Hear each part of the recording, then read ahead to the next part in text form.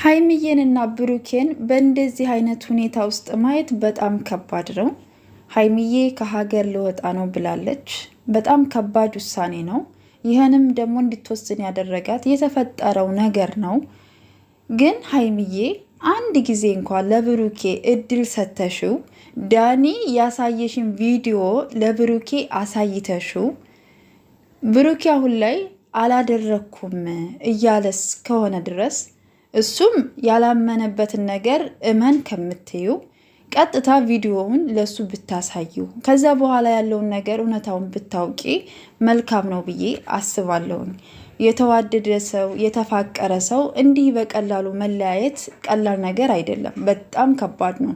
እንኳን እናንተ አይደለም እኛ እንኳ ተመልካቾች እንኳ እኛ በጣም የምንወዳችሁ የምናከብራችሁ በየቀኑ የምንከታተላችሁ እንኳ በጣም የምትናፍቁን የምንወዳችሁ ናችሁና መታችሁ ተለያየን በቃን ከዚህ በኋላ አቁመናል ስትሉ ምን አይነት ስሜት እንደሚሰማን እኔ በጣም ውስጤ ያዝኗል። እውነት ልንገራችሁ ግን ተስፋ አልቆርጥም። ሀይሚዬና ብሩኬ መቼም የሚለያዩ ሰዎች አይደሉም።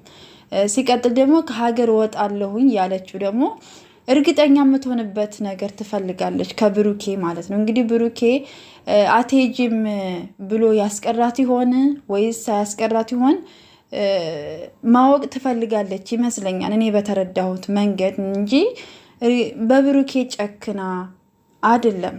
እና ትናንትና ደግሞ ከሶሲ ጋር ሲነጋገሩ ነበረ እና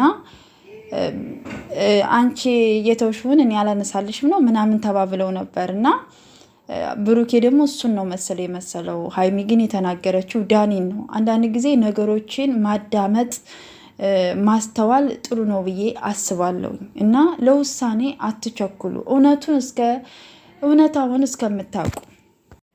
ሰላም ለእናንተ ይሁን ውድ የተከበራችሁ የቻናል ቤተሰቦች፣ በያላችሁበት ሰላማችሁ ብዝት ይበልልኝ። ለዚህ ቤት አዲስ የሆናችሁ ላይክ፣ ሰብስክራይብ እያደረጋችሁ አበረታቱኝ። እንግዲህ ዛሬ ሀይሚዬና ብሩኬ መጥተዋል። ዛሬም እንግዲህ ሰላም ይፈጠራል ብለን እየጠበቅን ነበር። እነሱ ደግሞ ስለመለያየት ስለመራራቅ ነው የሚያወሩት እና ትንሽ ይከፋል። እውነት ለመናገር እኔ ሁለቱንም በጣም ነው የምወዳቸው። ሀይሚዬንም በጣም ወዳታለሁ፣ ብሩኬንም በጣም ማለት ነው እና ብሩኬ ያለ ሀይሚ፣ ሀይሚ ያለ ብሩኬ አይደምቁም። በቃ ይሄ ደግሞ ከፈጣሪ የተሰጠ ስጦታቸው ነው፣ አንዳቸው ለአንዳቸው መድመቃቸው ማለት ነው እና ይህን ድምቀታቸውን ይህን ደግሞ እይታ አይተው ደግሞ በህይወታቸው መጥተው ጣልቃ ገብተው ደግሞ የሚመነቃቅሩ ሰይጣኖች ደግሞ እንደምታዋቸው ናቸው እና ዳኒና ሶሲ የምትባል ሴት የሀይሚንና የብሩኬን ህይወት ለመበጥበጥ የመጡ ሰዎች ናቸው። ይሄ እንኳ አለ የተባለው ቪዲዮ ራሱ ማን ሰጥቶት ነው? ከየት አግኝቶት ነው? መቼን የተቀመጠ ቪዲዮ ነው? እኔ ለራሱ አሁን ቁጭ ብዬ እያሰብኩት በጣም ይገርመኛል። ማለት እንዴት ተቀመጠ? ከየት አመጣው? በጣም ብዙ ነገሮች እንትን እያልኩ ነበር ማለት ነው። እና ግን የአንድ ቀን ስህተት ህይወታችሁን ታበላሻለች። እና ብሩኬም እንግዲህ ጥፋት አጥፍቷል፣ ይቅርታ ጠይቋል። ከዚህ በላይ ምን ማድረግ እንደሚችል አላቅም። ሀይሚዬም ደግሞ ባሳያን ነገር ልቧ ተሰብሯል፣ አዝናለች። ግን እኔ አሁን የምምለው ለብሩኬ አንድ ድል ሰጥታው እውነታውን እንኳን ብታረጋግጥ ከሱ ካንደበቱ ብሩኬ አላደረኩም ምንም ነገር እንትን አላደረኩም እያለ ነው አይደል የሚያወራው። እሷ ደግሞ ቪዲዮ አይቻለው ነው የምትለው። ቪዲዮውን ደግሞ ለብሩኬ ብታሳየው ከዛ በኋላ ደግሞ የሚወሰነው ውሳኔ ቢወስኑ እኔ ጥሩ ነው ብዬ አስባለሁ። እና አሁን ላይ ብሩኬን ምንድን ነው የሚባለው ያሳያትን ቪዲዮ አላቅም አሳይኝ እያላት ነው። እሷም እንግዲህ እንደምታዋት ለማየትም ለምትን ለማለትም ፈቃደኛ አይደለችም። እና እግዚአብሔር አምላክ በመካከላቸው ገብቶ ሰላምን እንዲፈጥር በጸሎታችሁ በዱዓችሁ አስቧቸው። ሲቀጥል ደግሞ ኮሜንተሮች ደግሞ አንዳንድ ሰዎች አላችሁ፣ አቤት ምን አለ መልካም ነገር ብትናገሩ፣ መልካም ነገር ብትጽፉ፣ ሰውን ብታስታርቁ። ሰው ዋሽቶ ያስታርቃል እኮ። አትሆንህም ትላላችሁ አይደለም? አትሆንህም አይሆንሽም አይባልም። እናንተ አይደላችሁም የእነሱን ህይወት የያዛችሁት፣ እናንተ አይደላችሁም የሀይምንና የብሩኬን ህይወት የምትመሩት ማለት ነው።